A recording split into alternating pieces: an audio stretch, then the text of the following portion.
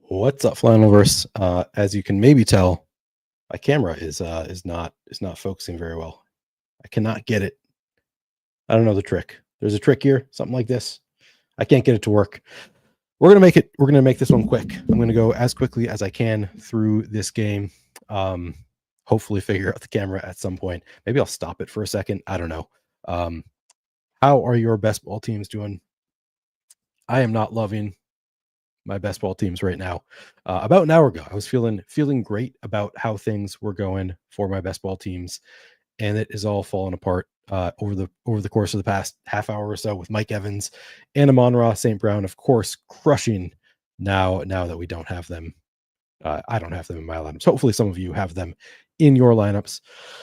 Enough about best ball, though. I'm kind of stalling as I'm trying to get things figured out. Let me know how your lineup's doing, best ball, DFS, whatever else you have going on season long. I just got a couple, the James Conner stuff has been helping for my primary season long team. So I guess I do have that going for me. Might pull out a W there that I was looking pretty bad for a minute. We're going to be going quarterbacks, running backs, receivers, tight ends, defenses, kickers. I will then take a brief look at FanDuel. And then after looking at FanDuel, I'm going to play around with some lineups, take any additional questions that you guys have. I mean, my hand is great. I mean, look at how focused my hand is there. Is it the lighting? Because my ring light doesn't work anymore. I think that's working. Yeah. There we go. We got it. I know what I'm doing. All right.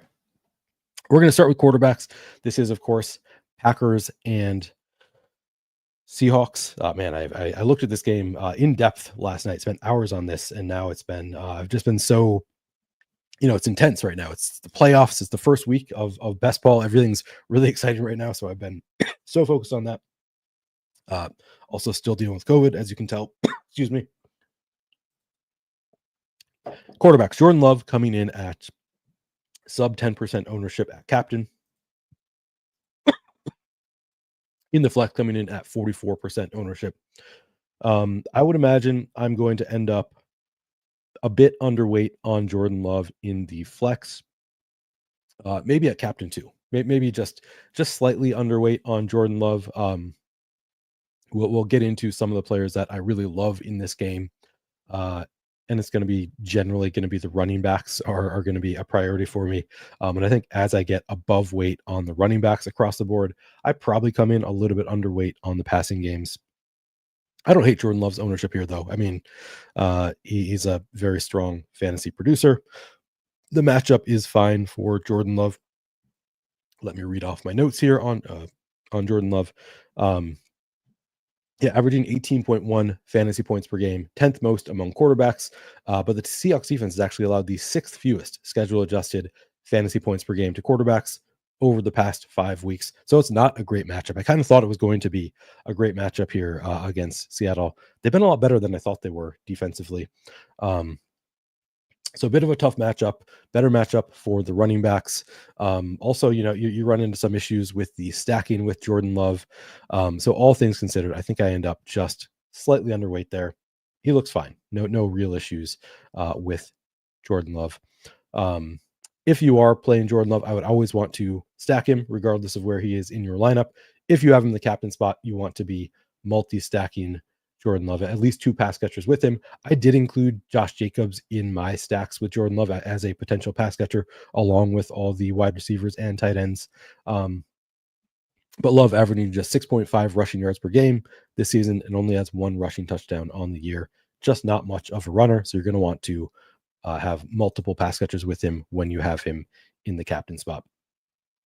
On the other side, we have Geno Smith, who I do like a bit better than Love. So another reason I think I end up slightly underweight on Love is Smith is a little bit cheaper, projects better than Jordan Love, and coming in at, as you can see here, like the exact same ownership at captain, sub 10%.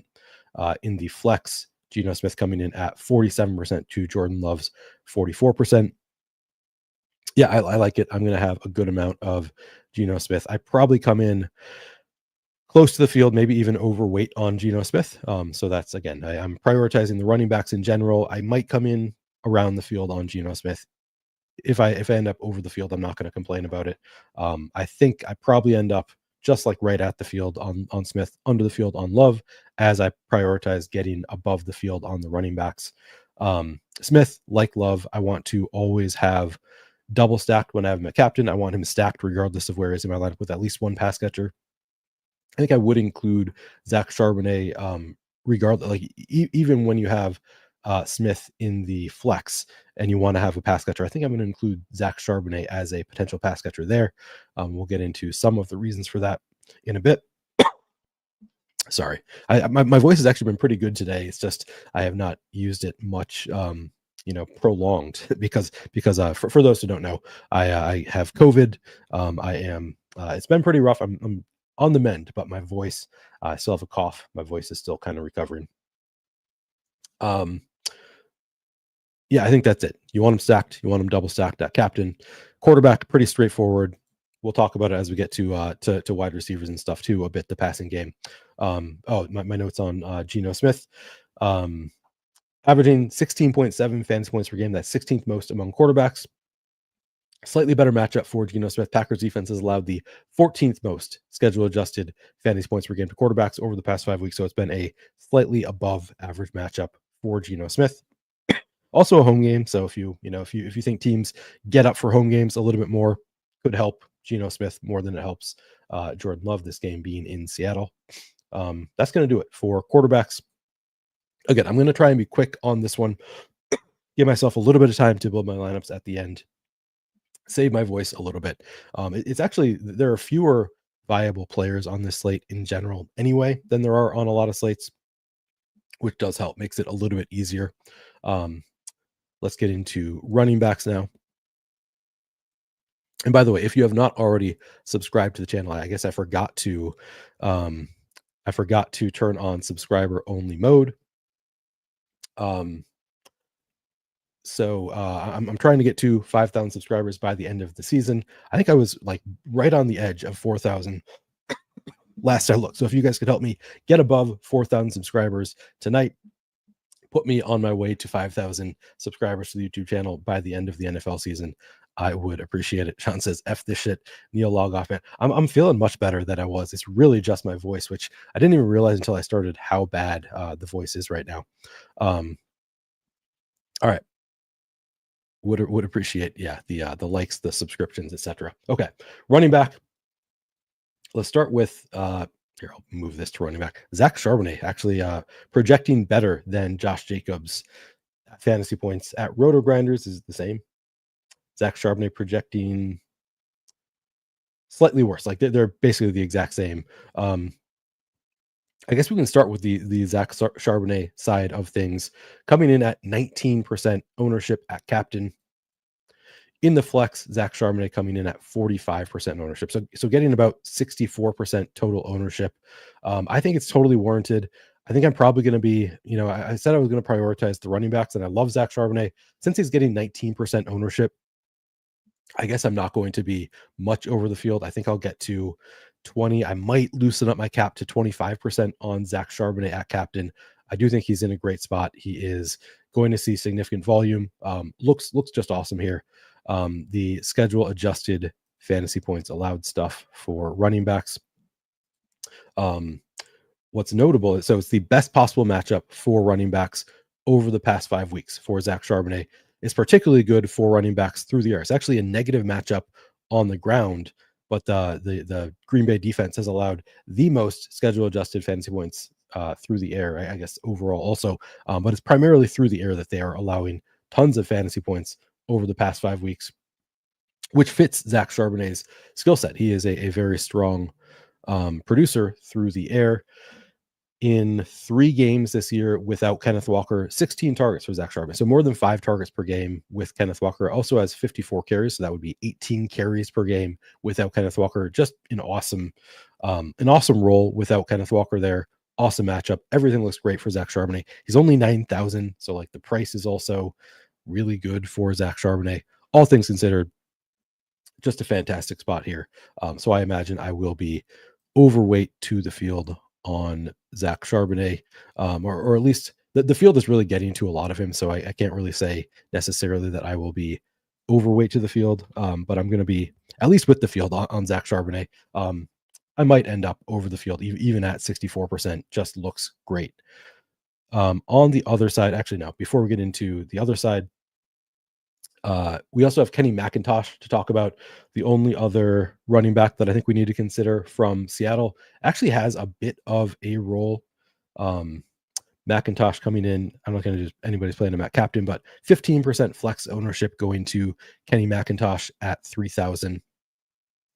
He's had more of a role than I thought he had in last week. So I guess that's really, I just looked at last week for Kenny McIntosh to see kind of where we're at. 7 carries and 2 targets on 23.2% route participation. So actually like ran a fair number of routes, saw a couple targets, and had 7 carries. So he has some standalone value, and then obviously has awesome contingent upside if something were to happen to Charbonnet, if there were blowout, etc.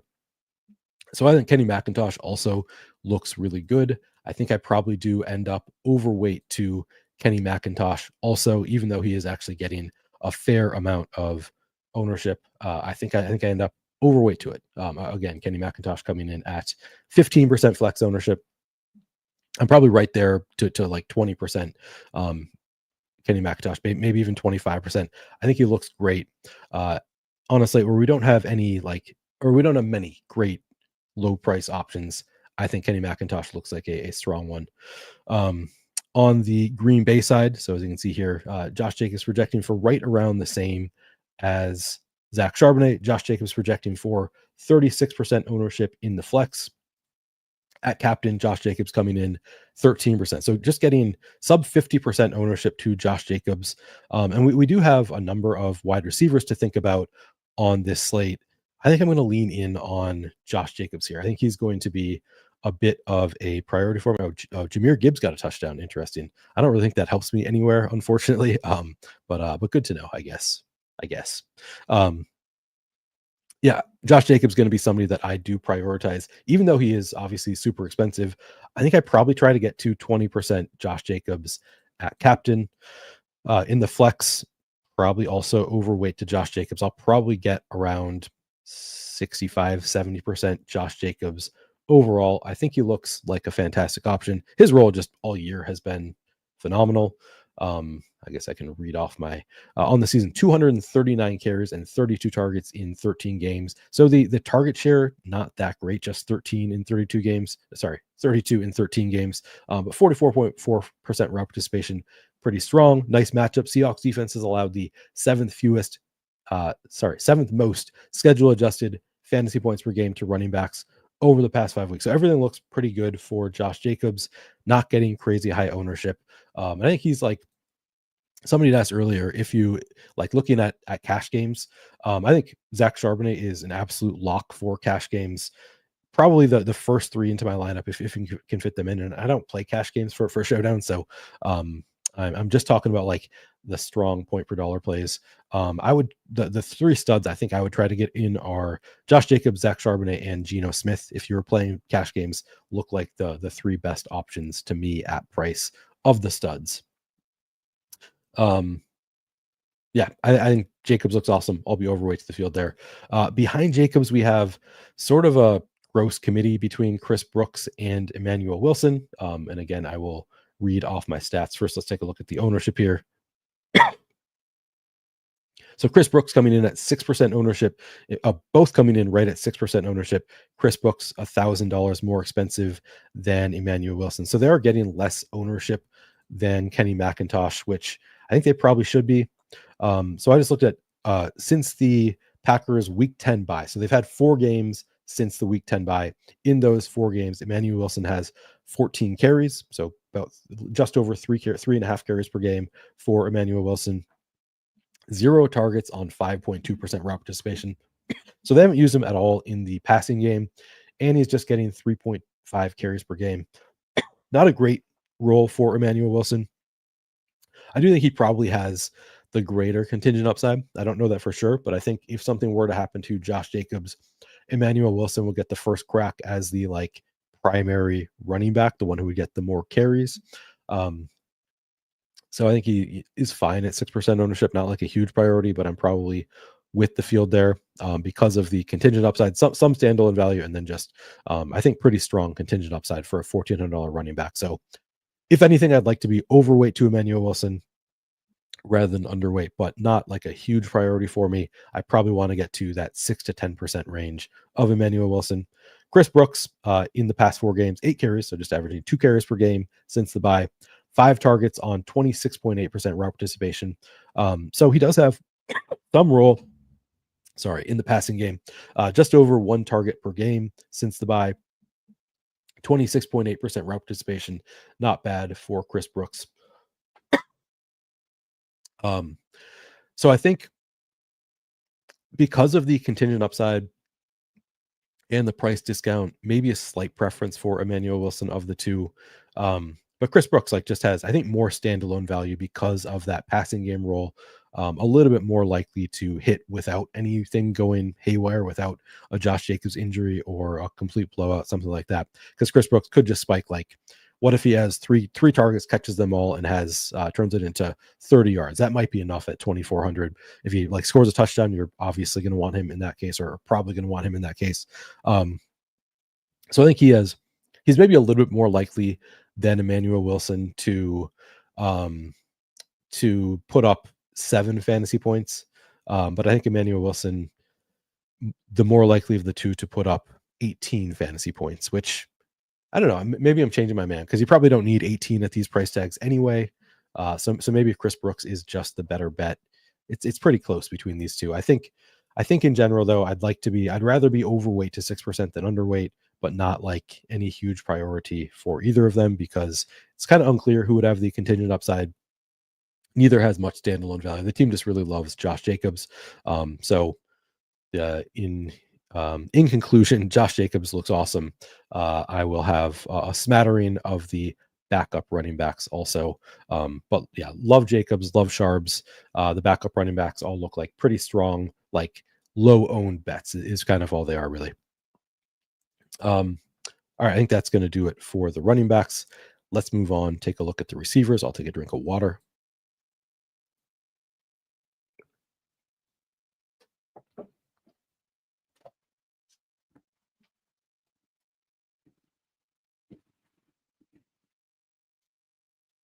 Thought I'd found my cough drops, but no, it is actually beef jerky, just a yellow bag of beef jerky. So no cough drops. Rez asked, do you like lineups without quarterback tonight? Not really. You can make good lineups without quarterbacks. I prefer the running backs over everything.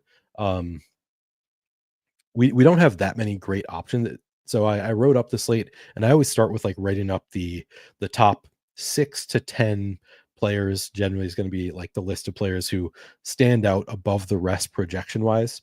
And on this slate, there's really only 6 players that stand out as having good projections. And those 6 players are Charbonnet, Jacobs, Smith, and Love, who we already talked about. And then DK Metcalf and Jaxon Smith-Njigba. And then there's a 4 fantasy point drop off to the next group in terms of projection. So I think once you get away from playing, you can make good lineups without either quarterback for sure. So I guess I shouldn't say no to that question. But I think most of my lineups are going to have a quarterback. I probably don't have a ton of lineups with both quarterbacks because I like the running back so much. But yeah, you can definitely make good lineups without. It's just a matter of there are so few highly projected plays on this slate that it gets a little bit tough. You have kind of limited options in terms of lineups without quarterbacks projecting well, but yeah, you certainly can. I also thought about I always say play at least 3 of the studs. So in this case, just those 6 that I just that I just listed off. I thought about changing that to just 2 on this one because we have so many mid-tier, don't project well, but you can kind of see the upside type plays. All the Green Bay receivers come to mind primarily. I still think that I'm probably going to I'd like to have 3 of those top 6 in most of my lineups, but it is a little bit of a closer call in this game. I'm not as confident in that. All right, as far as the receivers go, I'll show you the different projections on the receivers, the big drop off here. Yeah, you can see it. So the top projected DK Metcalf, JSN both project for 15.6 and 7 fantasy points. And then it's a nearly 5-point drop off at fantasy points to Christian Watson, Jayden Reed, Romeo Doubs, then another drop off to Tyler Lockett. Just we don't have many really strong projections at wide receiver. We'll start on the Seattle side because those are where the studs are: DK Metcalf and JSN. And Metcalf projecting for just 13. So, man, interesting. So they actually have JSN projected a full fantasy point better than DK Metcalf.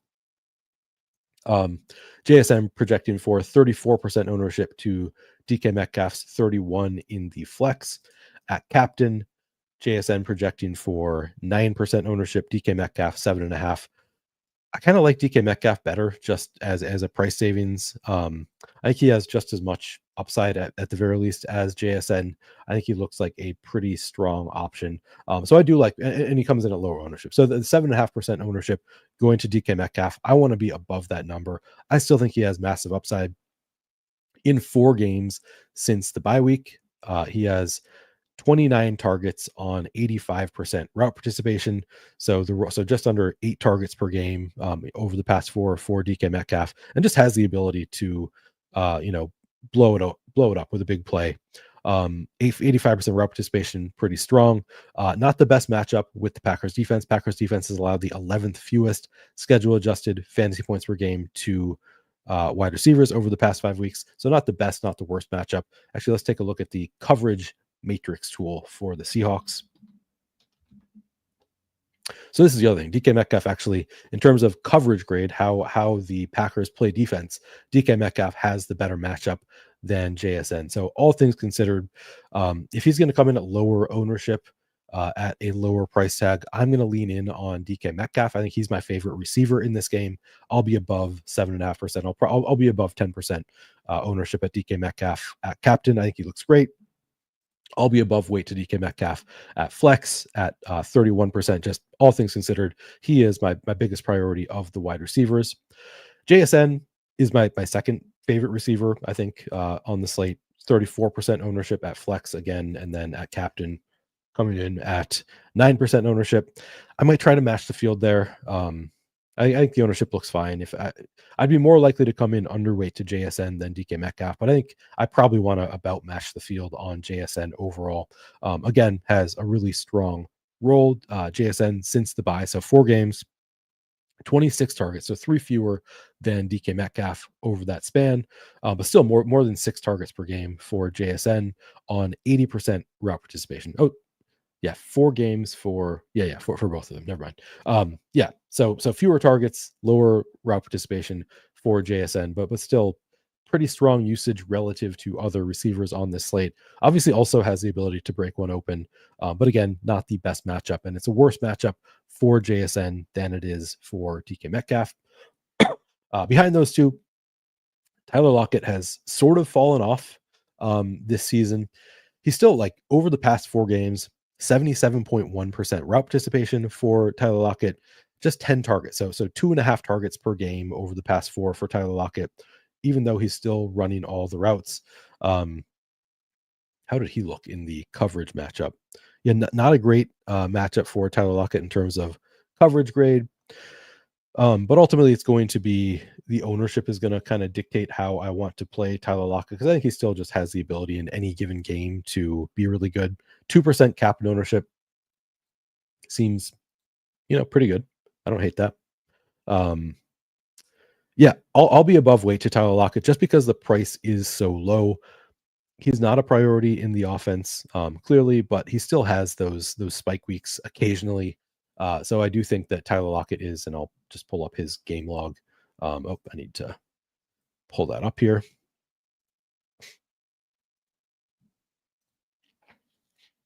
But I believe he's had random spike weeks. Let me double fact check myself on this. On Tyler Lockett. Taking a minute here. Okay, there we go.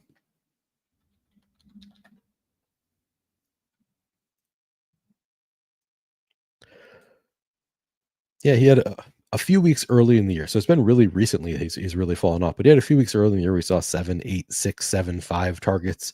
And at 4,000 at right around 20% total ownership on Tyler Lockett, I would take that. He had a game with 14.4 expected, 15.7 expected fantasy points, 14.5 actual, 13.8 actual recently. Like I don't see any reason that he can't still have that game. And he's only 4,000, not getting much ownership. So I do like Tyler Lockett. Not like as much of a priority as DK Metcalf. But I think that he is like I'd be more likely. Let me put it this way. I'm at least going to match the field or I'd like to match the field on JSN at higher ownership. I like to be above weight to the field on Tyler Lockett, even though he doesn't have as good of a role as JSN because he's coming in at pretty low ownership and he's inexpensive. I'd like to be above weight to the field on Tyler Lockett. And then I don't really think I'm going to any Jake Bobo. We can look at his game log here. 5 routes last week, 0 targets. 4 routes the week prior to that, 0 targets. 1 target is max over the past 6 games. I guess you can make the case for Jake Bobo. Like, I think he's probably next man up regardless. If one of the top 3 gets hurt, I think Jake Bobo is likely to come in for any of them. And he's not expensive. Jake Bobo is 1,000, I believe. Yeah, 1,000 and 4% ownership. So probably matching the field is a good idea with Jake Bobo if you're MMEing at least. In a 20 lineup set, I don't think you need to get to any Jake Bobo shares. If you wanted to get to 1, I think that's reasonable. Just be like with the field on Jake Bobo. Clearly has the ability to just pay it off with 1 catch at $1,000. If he scores a touchdown, you'll probably want him. But really just not much of a priority when he's running four routes and not seeing targets in recent weeks. On the other side, Green Bay is sort of tough because we've had Romeo Doubs has been out the past couple weeks in concussion protocol. I'm working under the assumption that he's going to come back and be a full go in this game. Because it is concussion. Like, I don't think they need to work him back for concussion. Like, you're not testing anything out. So I think it's going to be Romeo Doubs is fully back.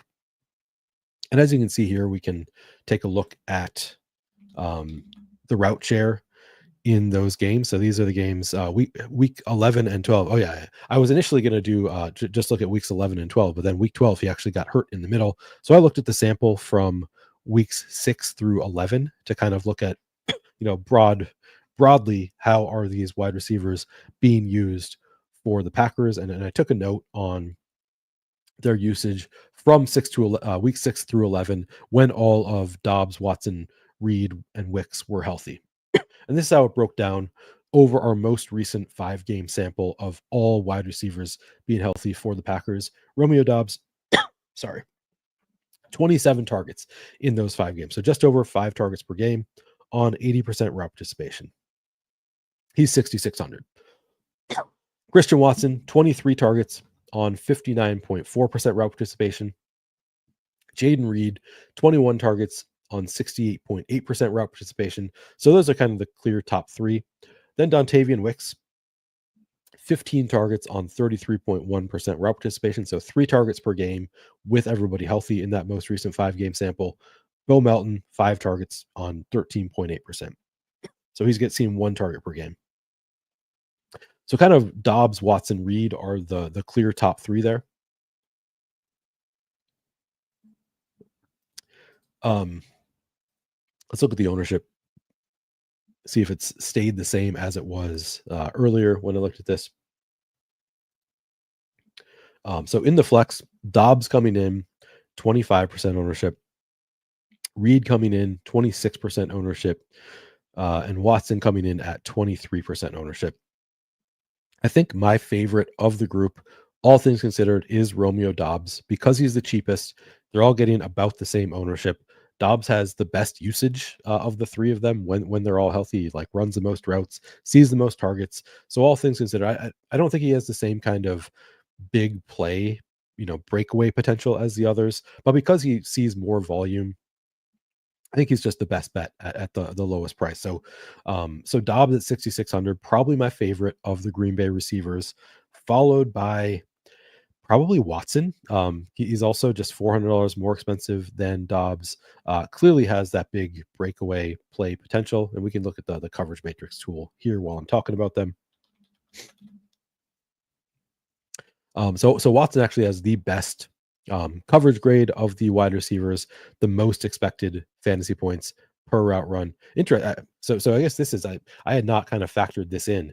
This is the worst. Dobbs has the worst expected fantasy points per route run. He also runs the most routes, so that might just be kind of baked in already, but not great in terms of coverage grade for Dobbs. So maybe I should flip what I'm thinking and play more of Watson. But I think that those two are my favorites of the group. Jayden Reed, just again, his role has been fairly limited. He's 8,000, like kind of significantly more expensive. He's getting the most ownership at 26%. They haven't really done as much gadgety running stuff with Jayden Reed recently. Actually, let me pull up his game log. Double check myself on this. I looked at this fairly recently, and here's he has 2 rushing attempts in 4 games since the bye. Just they haven't. So like if you want to look at it and say, hey, but they use him in the rushing game, they don't really use Jayden Reed all that much in the running game. Early in the year, he clearly showed like big play potential early in the year. I keep expecting it to come back, but it's been a long time now since we've seen much from Jayden Reed. So ultimately, if I get to 26% Jayden Reed, like I'd love to, like I think that looks about right. I might come in a little bit underweight as I prioritize the running backs, as I prioritize getting above weight to Romeo Dobbs and Christian Watson. Maybe I flip it, and maybe I'm thinking Watson. You know, when you factor in the coverage grade favoring Watson, that was why we went to Watson. Was it a week or 2 weeks ago when the Packers were on a showdown slate, and that worked out pretty well. Like he clearly can take advantage of the right matchups. So maybe we should play more Watson instead. But it's kind of those two are my favorites. Jayden Reed, I still think looks good. Like people love him for a reason. He's shown, the ability to break off big plays. Getting 5%. I think I'd be more inclined to prioritize getting above 5% at captain for Jayden Reed than the flex. Like I think maybe I'll get to 10% captain and 20% in the flex, or 18% in the flex, something like that for Jayden Reed, and just see if he can take advantage, have one of those big splash plays, and kind of get rolling a little bit. Whereas Romeo Dobbs coming in 4%, I probably want to be above weight to that also, but I think I want to be above weight in both places for Romeo Dobbs. Same thing for Christian Watson. Like they all look pretty good, pretty low ownership at captain. But if I'm prioritizing them, I think I put them in the flex. I would put it Watson, Dobbs, Reed, I think is what I've landed on. And then at captain, it's pretty close because Reed getting the most. I do think that he has probably the best ability to put up 25 in a game of the group. So maybe at captain you can kind of group them all as being pretty good bets, players you might want to be above weight to the field. And then Wicks, just again, 3 targets per game with everybody healthy over the past 5 sample. And he's 5,400. He's kind of priced as though somebody is hurt. He does, benefit if any of them goes out. He is the guy that comes in. But it's been a while since we've seen anything from Dontavian Wicks. He's mostly just an ownership play, getting 10% ownership. I don't really think I need to prioritize getting above weight to Dontavian Wicks with everybody healthy. Just they haven't really shown any inclination to use him. And then Bo Melton coming in at 6% ownership seems fine. He's only 1,200.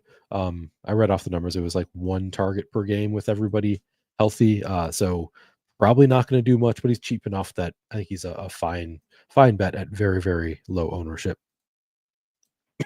All right, I think. Oh, and like Malik Heath, I just don't think that he was involved at all during that span. So I don't think like if you want to take a dart throw in the largest field stuff on Malik Heath, I think that's fine. But certainly not a priority for me. I think that's it for the Green Bay receivers. Let's move on to tight ends.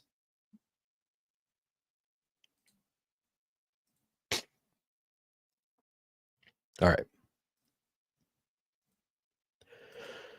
At tight end, Tucker Kraft, the best projection, 5,800. Looks like a pretty strong bet. We looked at the wide receiver coverage grade. It looks like a great spot, great coverage. He actually has the best coverage grade of the group. Actually, now that I'm looking at it, I'm wondering if that holds up for schedule adjusted over the past 5. Not as good by this metric. Looks like it's bottom 7 over the past 5 schedule adjusted, 2 tight ends. But Tucker Kraft, 5,800, projects for 23.5% ownership. He looks like a good bet. So I think, I probably want to be above weight to Tucker Kraft. He actually might be, all things considered, he might be my favorite of the group. If you include him with the wide receivers, just he's cheaper than all of them. The role has been pretty good for Tucker Kraft. I didn't isolate him for those 5 games, but on the season, in 13 games, 49 targets on 73.1% route participation. I think he's a pretty strong bet at 5,800. Maybe I won't say that he's my favorite. I still think like Watson has the bigger upside. I think Dobbs has bigger upside than Kraft, but I think he looks good at 23.5% ownership. Looks like a pretty strong play. I don't think that I'm going to any Ben Sims or John Fitzpatrick. Somebody asked about Ben Sims earlier. I guess we can look at the has he run any routes recently? I guess 21%. Okay, that's better than I thought it was for Ben Sims. So I take it back. Has he seen any targets recently?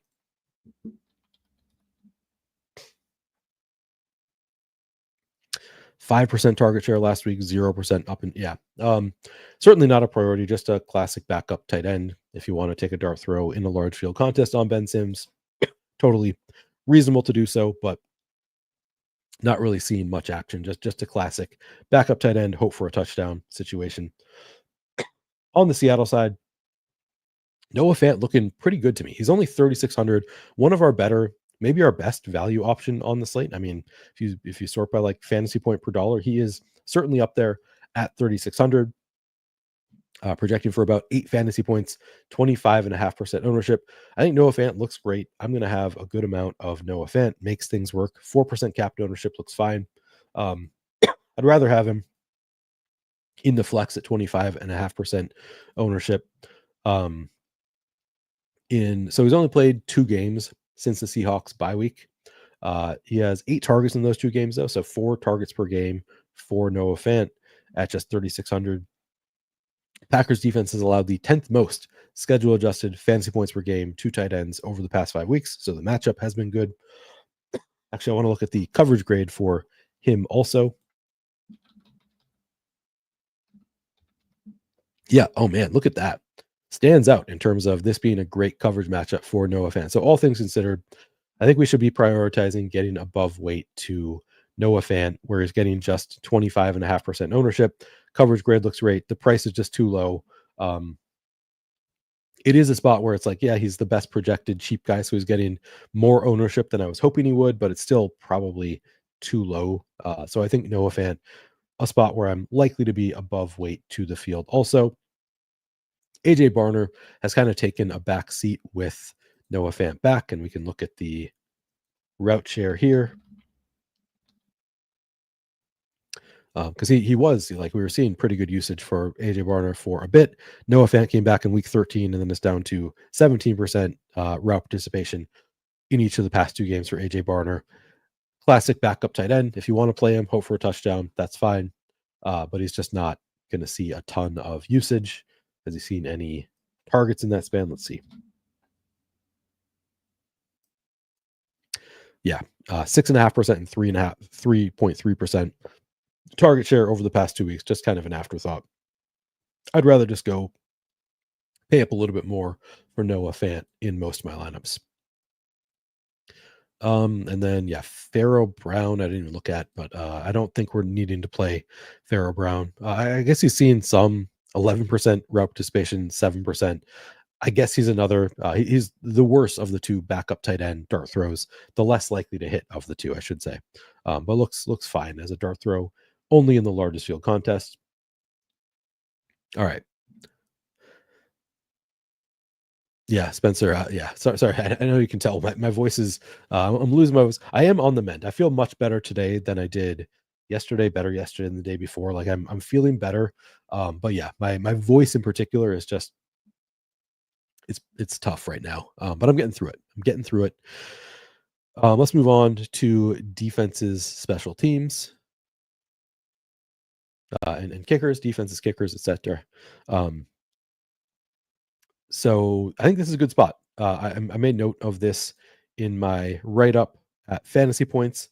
I think both defenses look really good. I think the Packers defense in particular looks great. Um, and I'll read off why, but let's take a look at ownership for all defense kickers. Brandon McManus coming in at 18% ownership. I think kickers also, by the way, look like I think this is a spot we're lacking in a lot of value, but I think all defenses and kickers look pretty strong here. So I'm going to be prioritizing them. McManus 18%, Jason Myers 17%, Packers defense 15%, Seahawks defense 13%. I think I'm going to be overweight to every single one of them. Honestly, where we're lacking great value, I think it is a good spot to prioritize kickers and defenses. Um, and the kickers is pretty straightforward. Like we just don't have many great options. I think that it's these are good enough offenses to move the ball. It's very possible that they're like get it down to scoring position and then fail because the defenses are strong enough. Just generally when there's going to be scoring, I think kickers look pretty good. So that's I don't have any great reasoning other than that for the kickers. For the defenses, I think we have better reason to play them.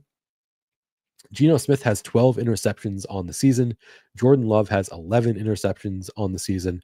Both are top 5 in interceptions thrown this season. So really, great, that's kind of what you want from defense is turnovers. Hope that one of them turns into a pick six or they just get multiple interceptions.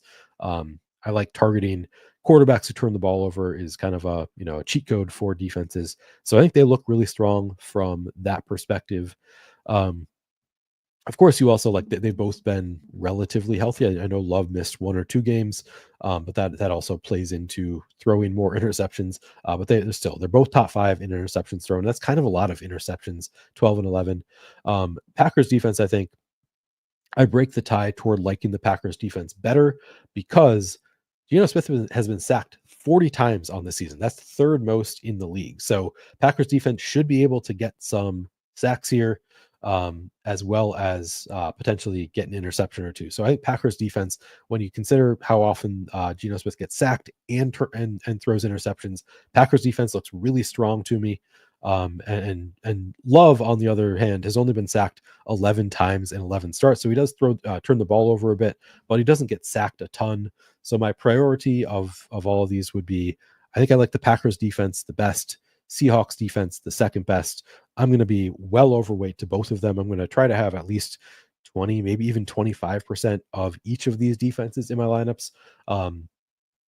Kickers, I still think I want to have about 20% each, and I'm not even going to try to say I have a favorite of McManus or Jason Myers. I think I want to have about 20% of both. I guess McManus is no, he's getting more ownership. Jason Myers getting less ownership. Yeah, I don't really have a preference between the kickers. I think both look good. I want to have 20% or so of each, but really the defenses I think I want to prioritize a little bit more than the kickers. I'm going to take a brief look now at FanDuel. Then I'm going to play with some lineups, take any questions you guys have. Yeah. All right. Let's take just a quick look at FanDuel. Any other scoring happening in the games while I'm doing this other than Jahmyr Gibbs? All right. At FanDuel, MVP, Josh Jacobs getting 20% ownership. I think that's warranted. I think I'd be with or above the field there on Josh Jacobs. Geno Smith, I actually like better on FanDuel, where you don't get a point per reception. I think he looks like a pretty strong option at 18%. Jordan Love, I don't like quite as much, but I think that, it's fine. Zach Charbonnet, 15%. That's way too low. Like, I know he's 11,000 and people maybe want to shy away from playing value options in the MVP spot because there's no multiplier, there's no salary multiplier. But I think that I like the idea of the ownership getting away from Zach Charbonnet because he's cheaper. So I think he's probably my favorite of the group, followed by Jacobs, followed by Smith.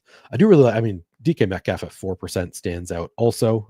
So he's right in there as like a, if you want to go really contrarian, I think DK Metcalf, my favorite of all of the receivers. JSM probably next after DK Metcalf, followed by probably would be Jayden Reed after those two, just because I think he has the next best ability to actually break open a slate. I think you could go to Packers defense at MVP and at on DraftKings also at captain. I think that it makes some sense to test that out. Seahawks defense to a lesser extent, but yeah, I think the Jacobs, Charbonnet, Metcalf, and Geno Smith, if I have to name like a top four, tough to kind of name the order. Maybe, I mean, looking at that 4% ownership for Metcalf, I don't think he was my favorite, but that's low enough that it's almost my favorite to go there, even above the running backs, because I think he still has big time ability to break a slate. But those four are my clear favorites. At flex, again, Metcalf just 24% ownership looks great. I would want to be above weight. I mean, man, Zach Charbonnet 39% ownership at flex at 11,000 looks awesome. Josh Jacobs 35% looks good.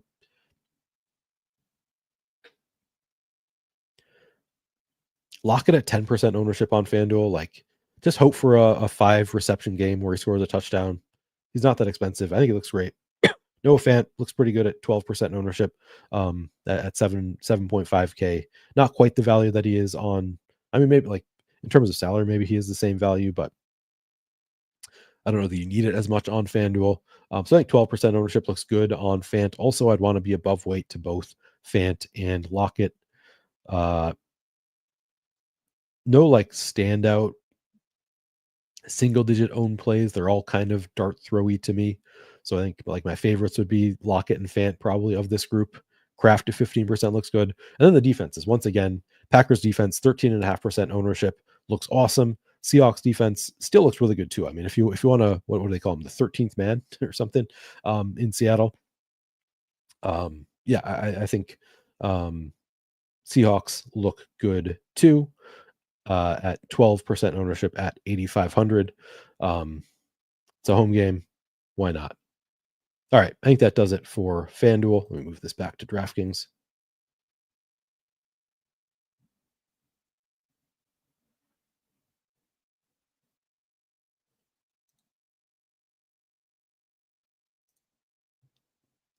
Then I'll play around some lineups, but first, take any questions you have.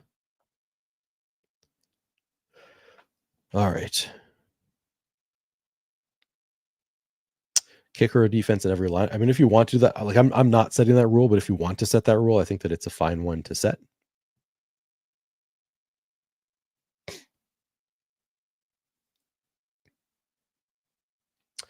Mateo says Barner has actually recently had a higher. That was because Fant was out. Like he was good when Fant was out, but he hasn't done anything since Fant has been back. Okay. Oh, good note from Brandon. Malik Heath is inactive, so that is a good point. I don't think they actually ever looked specifically at inactives. I assume that Brandon would have mentioned if there was anything else that I missed here, but let me double check this. Packers inactives to see if there's anything else that I had meant to. Jair Alexander out. Yeah, Malik Heath.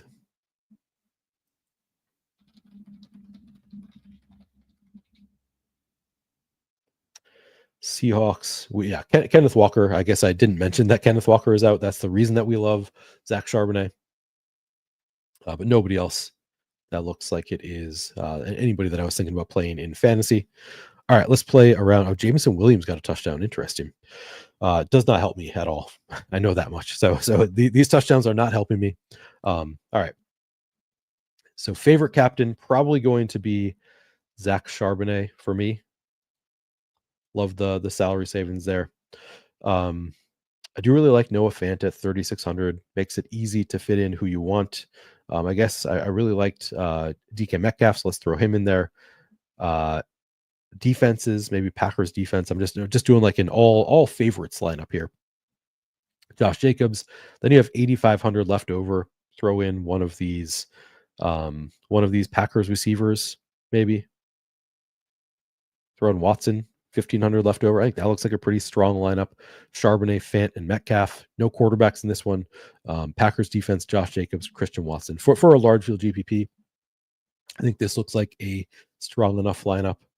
This is one that I could see myself playing. Actually, easier to leave money than I thought it was on this slate. That actually looks like, I think, a pretty strong lineup. All right, let's do another one. What about if we put Josh Jacobs at captain? Probably gets a little bit tougher. I mean, can I just make basically the same lineup here?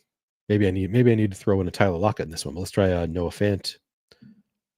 Packers defense. Let's see if we can, how much of it we can replicate. Yeah, I can replicate it entirely. Doesn't leave as much salary on the table, but I think this is the same lineup, but with Jacobs at captain instead of Charbonnet. Probably going to be more duped because it uses closer to the salary cap. But then if I wanted to get away from it a little bit, this one also, we've got the correlation of Jacobs with the Packers defense. I guess we did in the last one too. But if we wanted to leave some salary on the table, you could mix it up by just going from Packers defense to Seahawks defense. Probably lowers the dupes a bit. You could go from now here, another iteration of this lineup, if you want to get back to using more of the salary, would be swap out Fant, swap in Lockett at lower ownership. I don't know if this lineup would be lower owned because it uses closer to the salary cap, but the player is at least lower owned. I don't know. Yeah, this looks like a viable large field lineup. Anything else you guys want me to try out before I head out and start making my lineups?